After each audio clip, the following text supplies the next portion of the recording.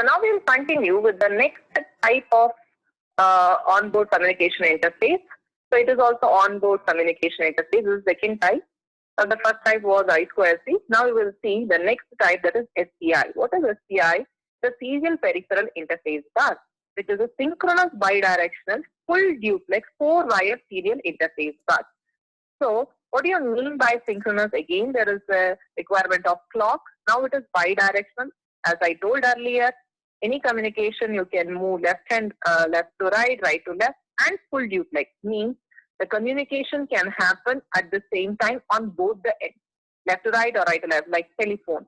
It is full duplex. I can also talk in between. If others talk, I can hear, and if I am again, that person can talk or I can talk.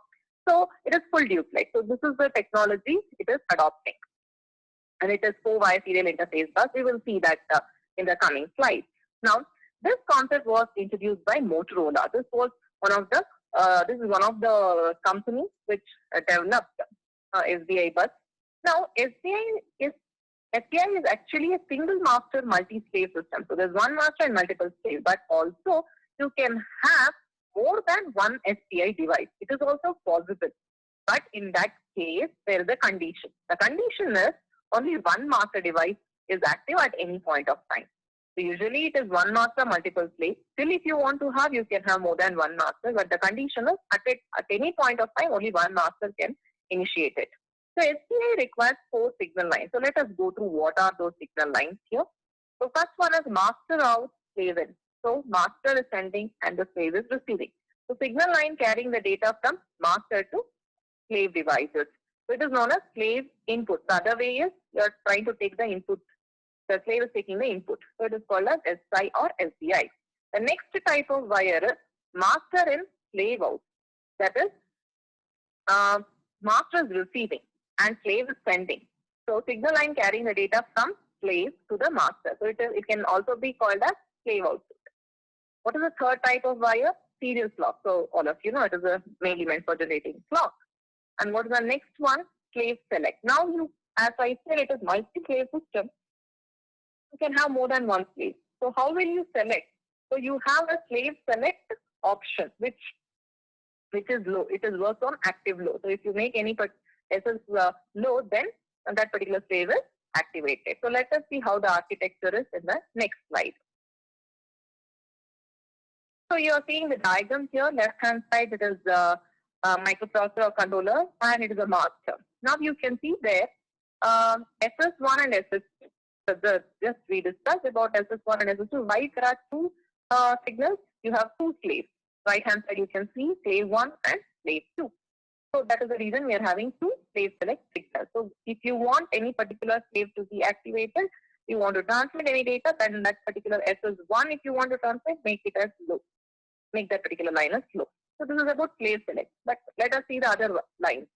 So you are seeing that SPI bus, you have other three. What are they? MOSI, SCL, and MISO. That is master output slave input, clock, and master and slave output. So for these 3 lines, you can see all the devices are connected. You have 2 slaves. So each one of them are connected to all these 4 wires. Even master is connected to all these 4 wires. So this is how the entire architecture is of SPI. Now let's go to the next slide. So now how the communication happens. So it follows a different way of communicating to the slave device. Now let's see. The master device is responsible for generating the clock signal. As usual, the master generates the clock. Now, master device selects the required slave. By averting the corresponding slave device select signal low. As discussed earlier, the corresponding slave select signal is made low. Next, this SPI bus mainly make use of a set of registers. Means SPI devices contain a set of registers for holding the configuration. So, means any communication we want, okay, we will be setting those bits in that particular register. I hope you would have studied CPSR, SPSR in the first module, first and second modules. There you know how even they are the status registers, and each bit will tell you something. In the same way, here also SPI has got a set of registers And each bit in the register has got its own significance. It will be performing some operation. It denotes something. So now let us see what it is. The serial peripheral control register, what are the parameters that it holds?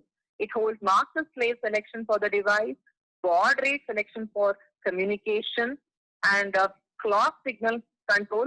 All these things, okay, it is present, it is denoted in that register.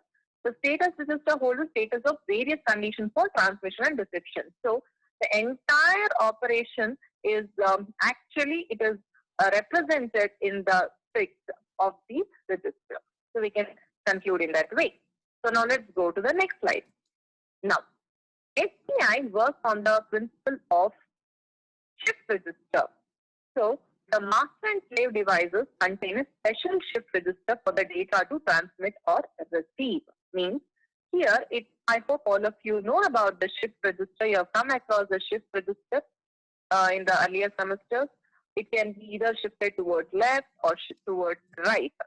They both, master and slave, contain a special shift register for transmitting purpose. The size of the shift register is device dependent. Once again, it is depending on the type of device. It could be 8-bit or 16-bit or 32-bit, like that. Normally, it is a multiple of 8. If it is a basic system, then it is shift register size will be 8, or it could be 16, or it could be 32. So imagine the diagram. The master and slave both are there. In both the cases, you are having this shift registers connected, and that shift registers, it could be in multiples of 8.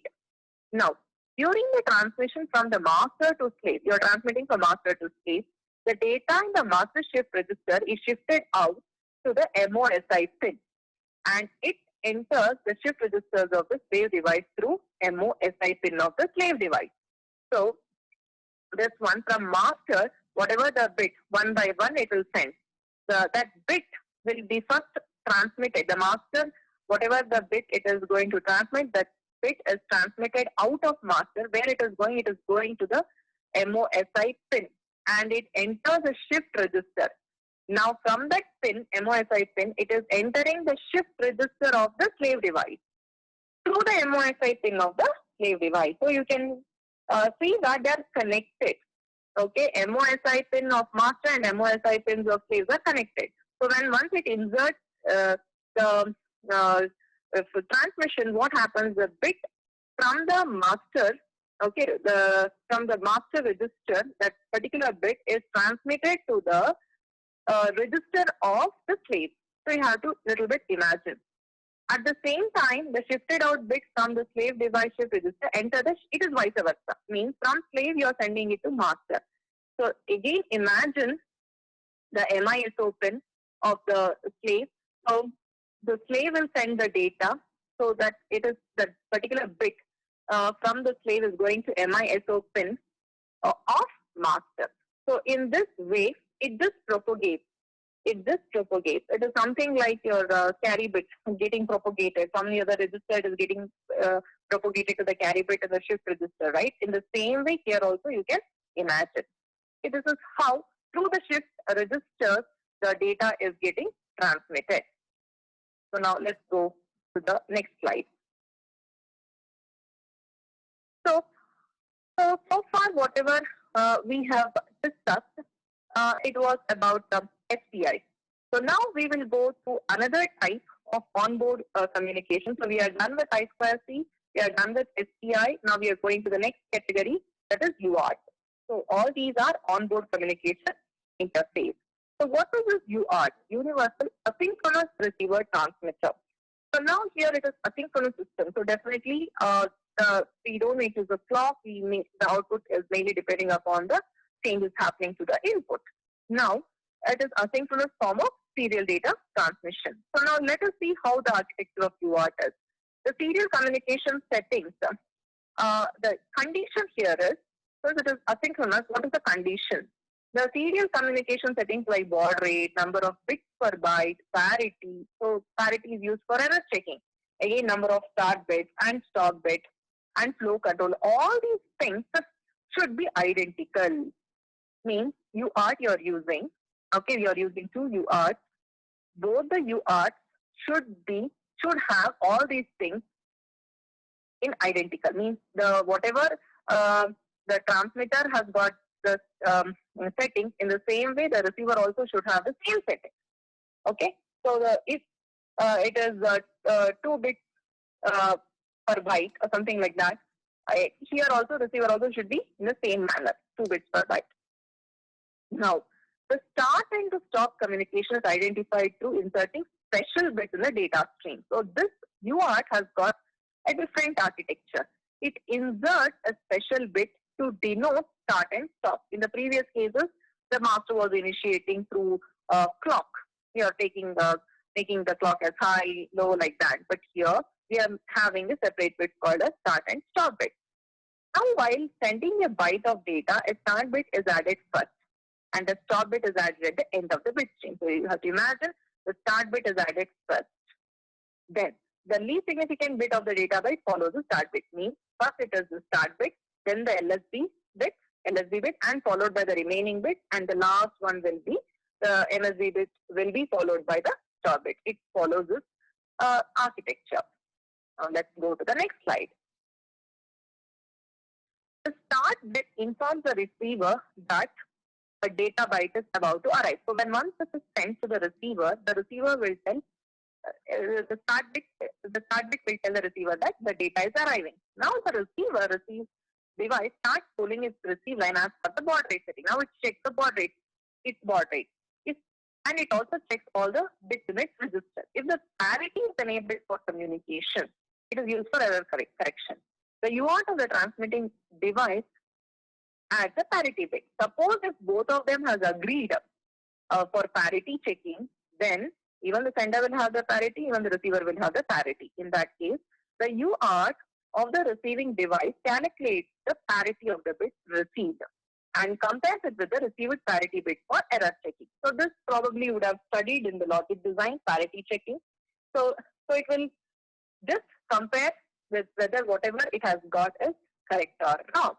Now the UART of the receiving device discards the start, stop and parity bit from the received bit stream and converts the received serial bit data to a word. Means if at all it has got, if the data has got all these things, means here the data has got start bit, stop bit, parity, all these things is received by the receiver. Now what the receiver does? Now the receiver will remove the start bit, stop bit, parity bit, and whatever is the remaining is the actual bit that it will convert it into a word. So now let us see how exactly the UART architecture is. So you are seeing the slide, the UART diagram. So if you see here, you are seeing both are UART, left and right, both are UART, both are transmitters and receivers. The transmitter of UART is connected to the receiving end of UART, and the transmitter of the right hand side UART is going to the receiving of the left hand side UART. Means this is a UART simple architecture, okay, and it is an asynchronous system. So this is another type of onboard communication interface.